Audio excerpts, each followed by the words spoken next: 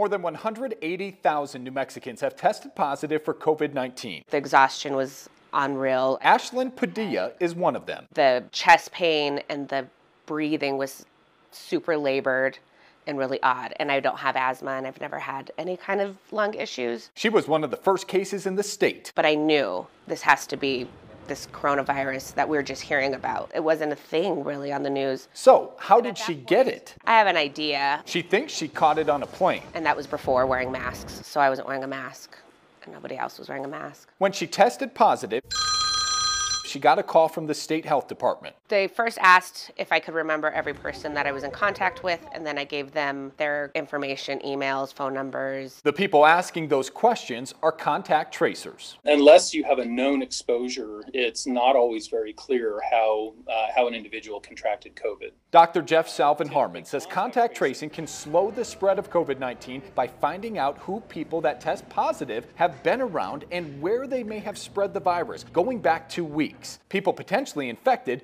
can be warned so they can isolate or get tested. Contact tracing is really the most vital tool to understanding the routes of transmission. Even when we can't pin it down to an exact source, when we can say it's very likely to have come from having been at this location or being in contact with these people or deviating from the COVID-safe practices in these ways. Target 7 wanted to know what state contact tracers learned from conversations with thousands of New Mexicans infected with COVID. Target 7 obtained the data for the past 7 months that shows where people with COVID had been prior to testing positive. Look at how it all breaks down. 12% of the people who tested positive for COVID-19 said they had traveled outside of the state in the past 2 weeks. 5% had gone to church, 2% the gym, 9% had attended some sort of a gathering, and 29% had gone shopping. That chart shows that restaurants are not part of the problem and that we need to feel safe going back into restaurants. The data shows 8% had been to a restaurant or brewery. Carol Wright with the Restaurant Association took notice of that number. Restaurants in New Mexico have been unfairly targeted. She said restaurants have struggled to survive the public health order restrictions. The governor has said data from contact tracing is how they decide what stays open and what closes.